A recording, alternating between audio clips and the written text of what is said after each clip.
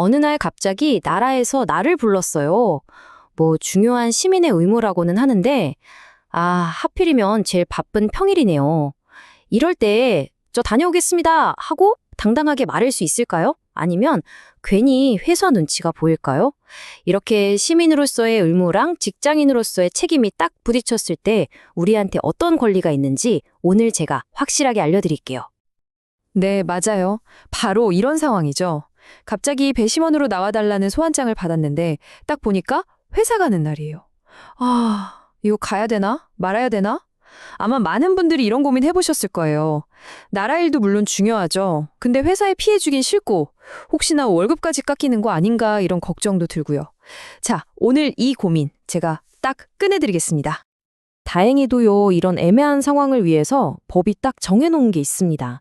바로 근로기준법 제10조 공민권 행사의 보장이라는 조항인데요. 이게 좀 말이 어렵죠. 괜찮아요. 지금부터 이 법을 딱 두 가지 질문으로 아주 간단하게 나눠서 파헤쳐 보겠습니다. 자, 법 조항을 한번 보세요. 여기서 제일 중요한 말이 뭐냐면 바로 거부하지 못한다. 이겁니다. 이게 무슨 뜻이냐면요. 법에서 정한 공적인 의무, 그러니까 공의 직무를 하러 가야 할 때 여러분이 회사에 시간이 필요합니다라고 요청하면 회사는 이걸 거부할 수가 없다는 거예요.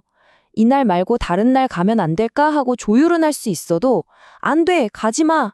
이렇게 막는 건 불법이라는 거죠. 아주 강력한 권리입니다. 좋아요. 그럼 이 복잡한 법 얘기를 우리가 써먹기 쉽게 한번 정리해 볼게요. 딱 2단계짜리 테스트라고 생각하시면 돼요. 첫 번째 질문은 이거예요. 내가 하려는 이 일이 법에서 말하는 그 공의의 직무가 맞나? 그리고 두 번째 질문. 그래서 돈은 나오는 건가? 유급인가? 이 두 가지만 딱 확인하면 모든 게 아주 깔끔해집니다. 자, 그럼 첫 번째 질문부터 한번 따져보죠. 도대체 법에서 말하는 공의 직무라는 게 뭘까요? 그냥 뭐 공적인 일 같다고 해서 전부 다 해당되는 건 아니거든요. 여기에는 아주 중요한 기준이 하나 숨어 있습니다. 핵심 기준이 바로 이거예요. 어떤 법에 근거했느냐? 이게 제일 중요합니다. 그냥 공적인 일처럼 보인다고 다 되는 게 아니고요. 그 의무가 우리 동네 규칙 같은 조례가 아니라 전국에 똑같이 적용되는 국가 법령에 딱 명시가 되어 있어야만 해요. 이 법령이냐 조례냐 이게 결정적인 차이를 만드는 거죠. 자, 여기 예시를 보시는 그 차이가 확 느껴지실 거예요. 왼쪽에 있는 국민참여재판 배심원이나 학교운영위원회 위원 같은 건 국가 법률에 근거가 있거든요. 그래서 이건 공예직무가 맞습니다. 그런데 오른쪽에 있는 아파트 동대표, 이건 그냥 자취활동으로 보는 거고요. 학부모회나 내 개인적인 소송의 증인으로 나가는 거, 이런 건 해당이 안 되는 거죠. 그러니까 핵심은 정말 딱 하나요. 이게 국가 법령에 근거한 일인가? 이것만 기억하시면 됩니다. 자, 이제 첫 번째 관문은 통과했다고 칩시다. 내가 하려는 일이 공의 직무가 맞다는 걸 확인했어요. 그럼 이제 아마 모두가 제일 궁금해하실 두 번째 질문으로 넘어가 봐야겠죠?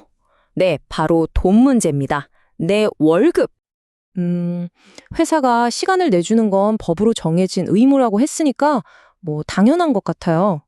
그런데 말이죠. 그 시간 동안 일 못했는데 내 월급은요? 내 월급은 어떻게 되는 거죠? 과연 법이 시간뿐만 아니라 돈까지도 보장해 주는 걸까요?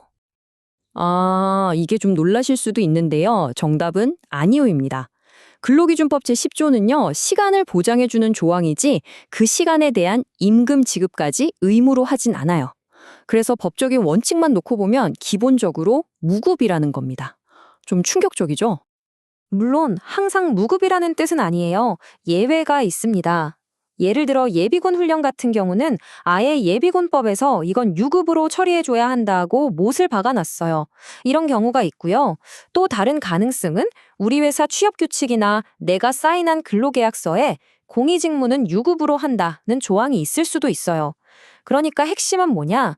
근로기준법만 보고 실망할 게 아니라 다른 법이나 우리 회사 규정을 반드시 확인해봐야 한다는 겁니다. 자, 그럼 지금까지 나온 얘기들 머릿속이 좀 복잡하시죠? 이걸 딱 정리해서 우리가 실제로 어떻게 행동해야 하는지 실전 가이드를 한번 만들어 볼게요. 이것만 딱 기억해 두시면 앞으로 비슷한 일이 생겼을 때 절대 당황하지 않고 내 권리를 제대로 찾을 수 있을 겁니다. 이 표를 보시면 지금까지 설명드린 내용이 한눈에 들어오실 거예요. 패턴이 보이죠? 자, 국민참여재판이나 학교운영위원회는 공회 직무는 맞아요. 시간 보장되죠. 하지만 유급이냐 아니냐는 뭘 봐야 한다고요? 네, 회사 규칙이나 계약서를 봐야 해요. 반면에 예비군 훈련은 어때요? 별도의 법이 있으니까 시간도, 급여도 모두 보장됩니다. 그리고 아파트 동대표 회의는요? 이건 아예 첫 단계, 공회 직무에서부터 해당이 안 되는 거고요. 이 표 머릿속에 딱 저장해 두시면 정말 유용하실 거예요. 자, 그럼 최종 정리. 여러분의 행동 계획입니다.